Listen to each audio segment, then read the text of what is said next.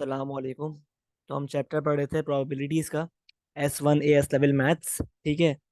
तो last video में हमने ना अपना जो कंटेंट था ना ओ लेवल्स का, वो हमने ख़त्म कर लिया था बेसिकली। ठीक है।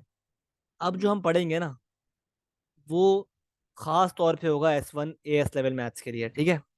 जो हमने ओ लेवल्स में नहीं पढ़ा। सही है। तो स्टार्ट करते हैं और पढ़ते हैं mutually exclusive exhaustive and independent events के बारे में। सही है। तो अब देखो भाई, अब देखो यार, लेट्स से मेरे पास ये एक सेट है ए, और ये एक सेट है बी। ठीक है। ए सेट है और एक सेट बी है। ठीक है। ऑब्वियसली अगर हमें ये एरिया निकालना है, तो ये क्या है? ये एरिया होता है हमारे पास। आप पढ़ चुके हो sets and Venn diagram O levels में, आई होप। ठीक है। ये होता है ए इंटरसेक्शन बी, है ना? इस तरह शो करते हैं। सिमिलरली अगर हमें ये पूरा रीजन शो करना है, ए और बी मिलाकर, तो ये क्या होता है? हम पढ़ चुके हैं ए यूनियन बी। राइट। सही है। तो अगर हमें प्रोबेबिलिटी फाइंड करनी है ऑफ ए यूनियन बी, तो ये निकालने के लिए हम क्या करेंगे? हम पहले निकालेंगे probability of A plus probability of B, फिर सब्ट्रैक्ट कर देंगे इनमें से probability of A intersection B. ठीक है। तो ये जो है ना इक्वेशन, ये बहुत इंपॉर्टेंट इक्वेशन है। कि अगर आपको दोबारा से दोबारा देख लो, अगर आपको प्रोबेबिलिटी फाइंड करनी है ए यूनियन बी की, तो ये फाइंड करने के लिए आपको पहले प्रोबेबिलिटी ऑफ ए निकालनी पड़ेगी, प्लस करना पड़ेगा प्रोबेबिलिटी ऑफ बी, और इसमें से माइनस करना पड़ेगा probability of A intersection B. ठीक है। ये आपके पास आती है पहली सॉर्ट ऑफ इक्वेशन, कह लो। ठीक है। सही है। आई होप यहाँ तक सब कुछ क्लियर है। ठीक है। अच्छा। सही है।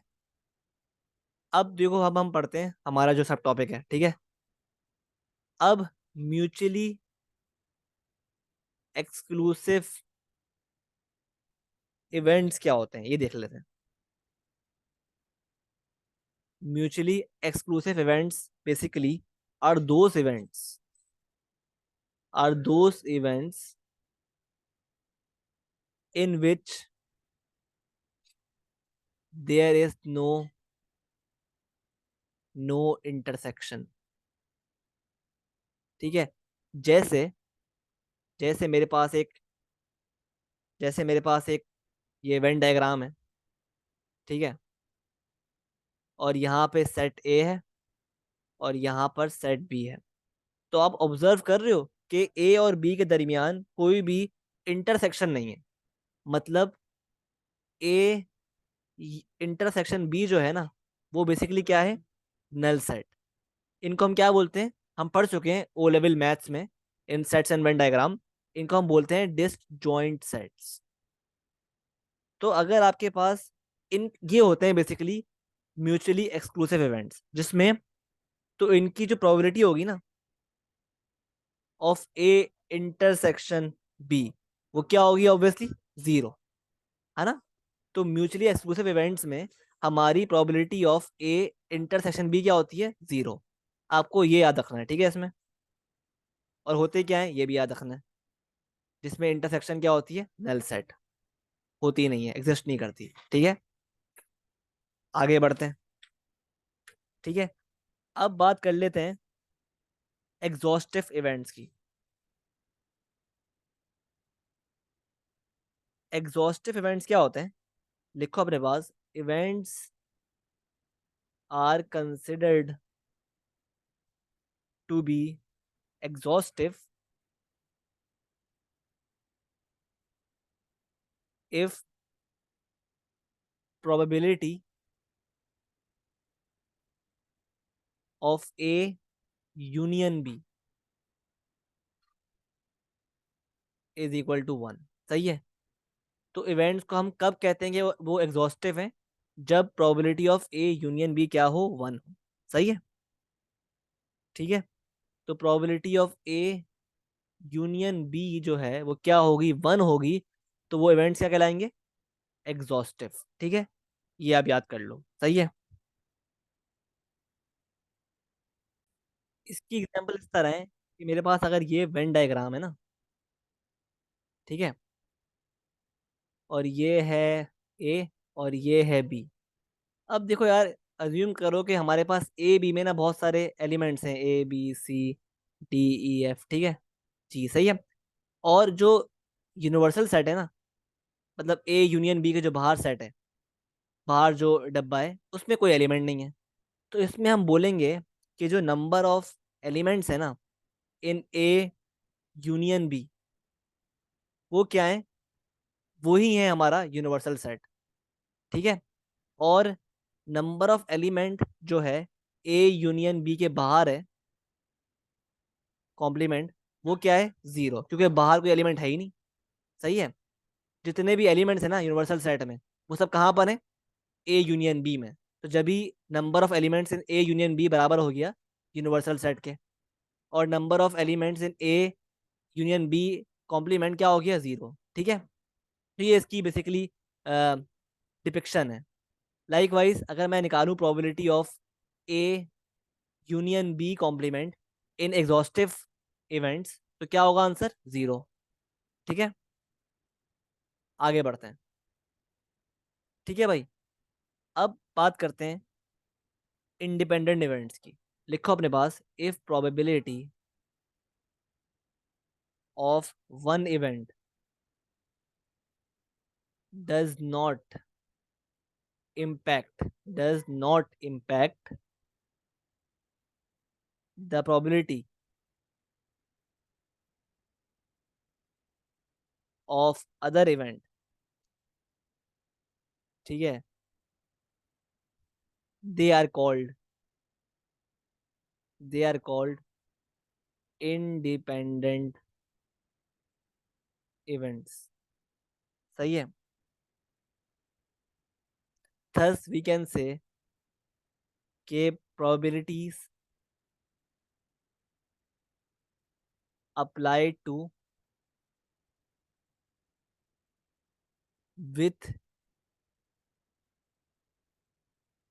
replacement events with replacement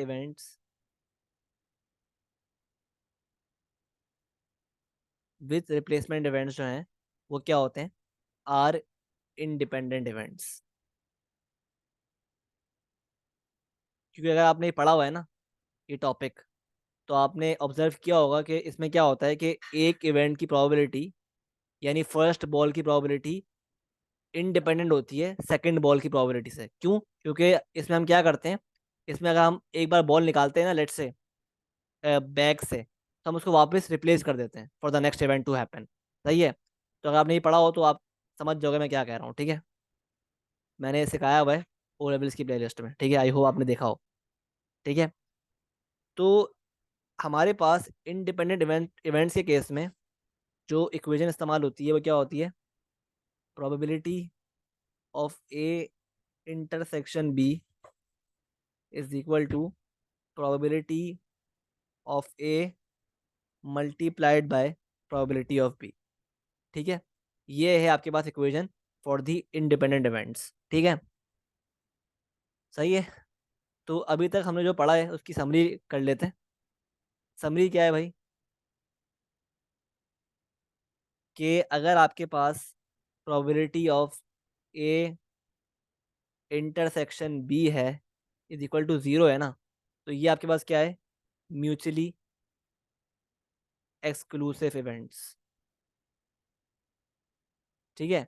like wise अगर आपके पास probability of A union B is equal to one है, तो ये आपके पास क्या है, एग्जॉस्टिव इवेंट्स। सही है। मूविंग ऑन, अगर आपके पास probability of A intersection B बराबर है probability of A into probability of B, तो ये आपके पास क्या है? Independent events. ठीक है, अभी तक हमने बेसिकली ये पढ़ा है, ये 3 पॉइंट्स हमने समझे। ठीक है, और एक और चीज़ हमने पढ़ी है जो कि हमारे पास एक जनरल रूल है। जनरल रूल है, क्या है वो? कि probability of A union B बराबर होता है probability of A plus probability of B minus probability of A intersection B. ये आपके पास क्या है? बेसिकली एक जनरल रूल है, सही है, जो हर जगह अप्लाई होता है। ठीक है,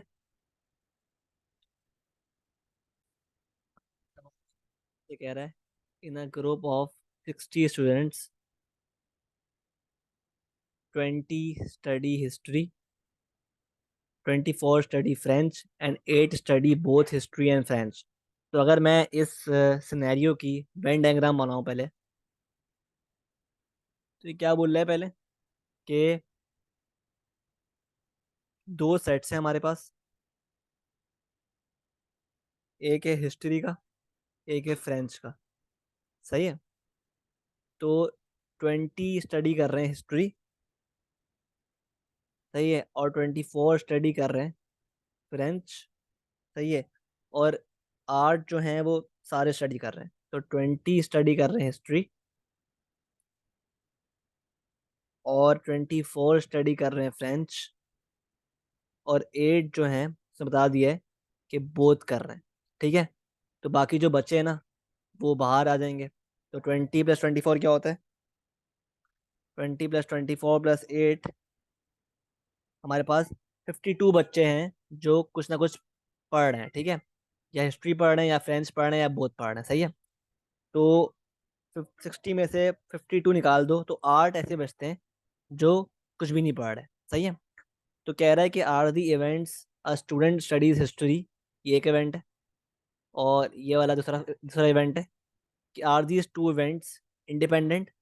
तो इनके इंडिपेंडेंट होने के लिए हमारे पास they should follow this equation. कौन सी थी इंडिपेंडेंट की? कि probability of A intersection B is equal to probability of A into probability of B. ठीक है, तो पहले आप अगर ये इक्वेशन आपने प्रूव कर दी, तो इसका मतलब क्या है? कि ये जो इवेंट्स हैं इंडिपेंडेंट हैं। तो पहले बात कर लेते हैं probability of A intersection B की, यानी 8 upon the total number of students 60। ठीक है, और अब बात कर लेते हैं प्रोबेबिलिटी ऑफ ए की, यानी एच की बात कर लेते हैं। तो 20/60। तो प्रोबेबिलिटी ऑफ बी की बात कर लेते हैं, यानी सेकेंड इवेंट की, कि स्टूडेंट स्टडीज फ्रेंच, जो है वो 24/60। तो 8/60 को आप वो करो, रिड्यूस करो।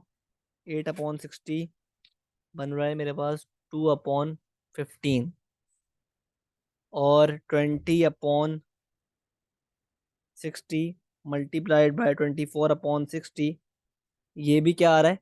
2/15। तो क्योंकि हमारे पास लेफ्ट हैंड साइड बराबर हो गई राइट हैंड साइड की, तो मतलब क्या हुआ?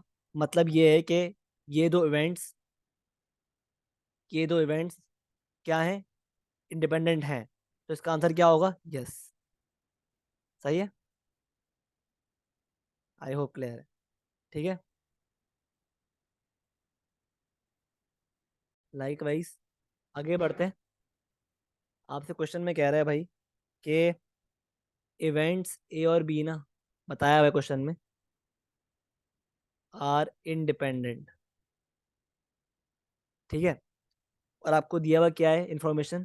Probability of A is equal to 1/3, और probability of A intersection B दी हुई है 1/12। और आपसे क्या मांग रहा है?